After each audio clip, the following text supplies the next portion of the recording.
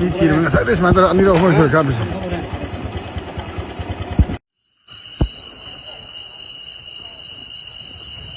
설사이라네 봐. 아니, 설사 이게 되죠.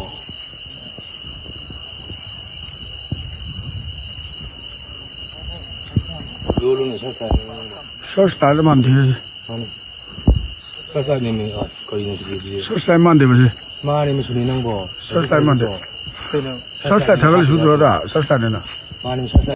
अकोई मांगदु उरिबा इमाइबेन सिंह असि लोकसांग खोंगी इमाइबेन आतने अकोई की अरामबाई तेंगोल की ngarang दगी खंगौदना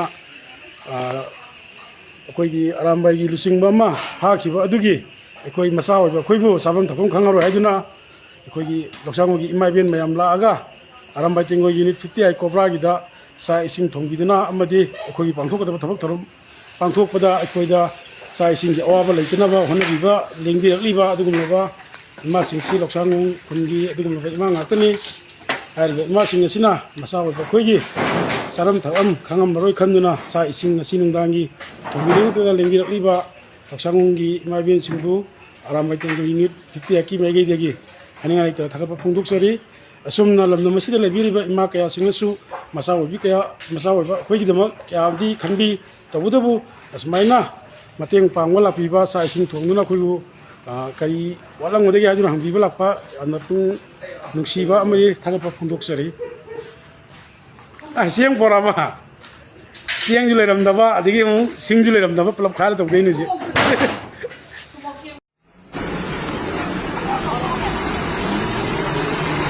राम लेके लेबा हेदी कन्ना मेरो में आइदे कसापान orang merasa sekarang lebih ini mau hujan kali.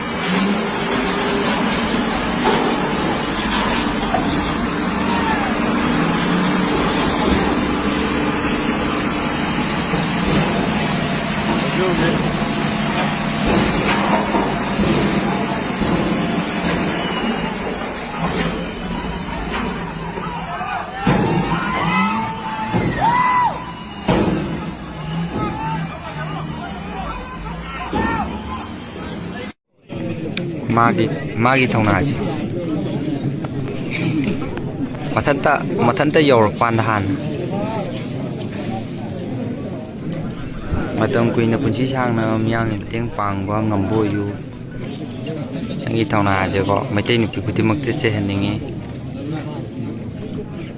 माइ कारण जुंग ता मै आइजे वाई सना दैजो याय नंग याय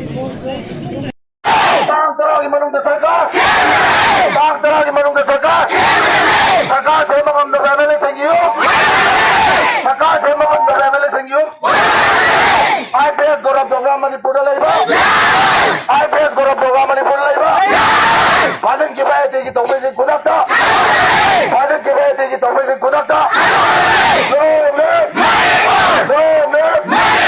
आराम बैठे गोला हिमालय वाला आराम बैठे गोला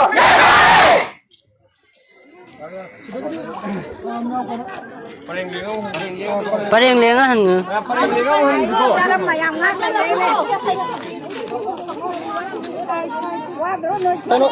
Pareng lengan. Karena gane deh, mau gane deh.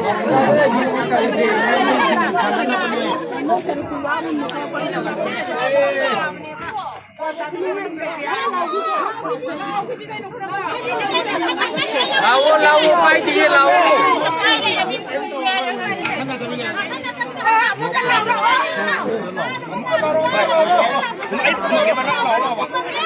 Nước từ cái lầu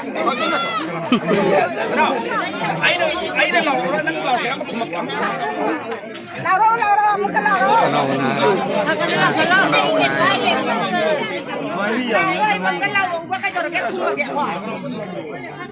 Koi biar nak kau mak dia kita lawan oh. Nasi di pun orang dah nak nak macam ni. Nak ini pun orang ni nak lawan siapa? Ini juga lawan. Ada. ꯑꯗꯨꯅ ꯃꯌꯥꯝ ꯈꯨꯝꯕꯤꯔꯛꯑꯣ ꯑꯗꯣ ꯉꯁꯤꯒꯤ ꯑꯩꯈꯣꯏꯒꯤ ꯈꯣꯡꯖꯪ ꯑꯁꯤ ꯃꯄꯨꯡ ꯐꯥꯅ ꯍꯥꯏꯇꯥꯔꯦ ꯈꯣꯡꯖꯪꯁꯦ ꯑꯩꯈꯣꯏꯒꯤ ꯄꯥꯟꯗꯝꯁꯦ ꯑꯃꯁꯨ ꯄꯨꯟꯁꯤꯟꯅꯔꯣꯏꯁꯦ ꯑꯗꯨꯅ ꯑꯩꯈꯣꯏꯒꯤ ꯄꯥꯟꯗꯝ ꯑꯃꯗ ꯂꯥꯛꯄꯅꯤꯅ ꯄꯥꯟꯗꯝ ꯑꯃꯈꯛꯇ ꯑꯩꯈꯣꯏ ꯃꯥꯏ ꯄꯥꯛꯅꯕ ꯆꯪꯁꯤꯟꯃꯤꯟꯅꯁꯦ ꯑꯗꯨꯅ ꯃꯌꯥꯝ ꯍꯧꯅ ꯑꯃꯨꯛꯇꯪꯒ ꯈꯨꯝꯕꯤꯔꯛꯑꯣ ꯃꯄꯥꯟꯗ ꯆꯠꯈꯤꯕ MLA ꯈꯨꯗꯛꯇ ꯃꯄꯥꯟꯗ ꯆꯠꯈꯤꯕ MLA ꯈꯨꯗꯛꯇ ꯇꯥꯡ 10ꯒꯤ ꯃꯅꯨꯡꯗ ꯁꯔꯀꯥꯔ ꯇꯥꯡ 10ꯒꯤ ꯃꯅꯨꯡꯗ ꯁꯔꯀꯥꯔ ꯁꯦꯝꯕ ꯉꯝꯗꯕ MLAꯁꯤꯡꯒꯤ सरकार सेवा अंदर MLA सिंगियो IPS गौरव दोगरा मणिपुरा IPS गौरव दोगरा मणिपुरा भाषण की बेटी की तौबे सिंह खुदाता भाषण की बेटी की तौबे सिंह खुदाता आराम भाई से बोला आराम भाई से बोला हिमालय वाला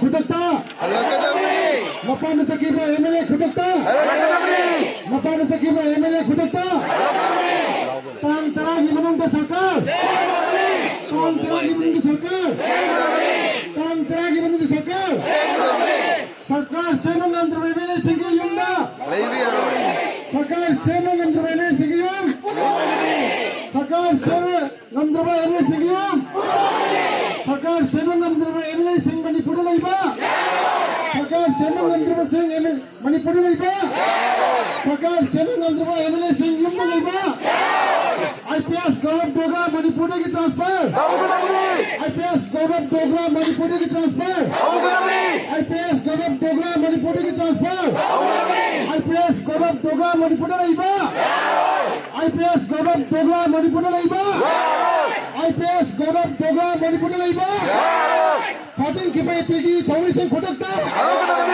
फाजिल किबा एतेगी थौरी सिंह खुदकता फाजिल किबा एतेगी थौरी सिंह खुदकता Tangaiba gimana? Tangaiba gimana?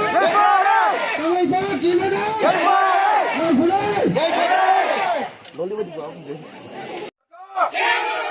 Tang taragi menurut सरकार tang taragi menurut सरकार सरकार सेवा अंदर MLA सिंह मणिपुर लाइबा सरकार सेवा अंदर MLA सिंह मणिपुर लाइबा सरकार सेवा अंदर MLA सिंह मणिपुर लाइबा सरकार सेवा अंदर MLA सिंह युम सरकार सेवा अंदर MLA सिंह युम सरकार सेवा अंदर MLA सिंह युम IPS गौरव दोगरा मणिपुर की ट्रांसफर IPS गौरव दोगरा मणिपुर की ट्रांसफर IPS गौरव दोगरा मणिपुर की ट्रांसफर IPS गौरव दोगरा मणिपुर की ट्रांसफर IPS गौरव दोगरा मणिपुर लाइबा IPS गौरव दोगरा मणिपुर लाइबा IPS गौरव दोगरा मणिपुर लाइबा फाजिन गिबो एतिगी तौबुची खुदकता फाजिन गिबो एतिगी तौबुची खुदकता फाजिन गिबो एतिगी तौबुची खुदकता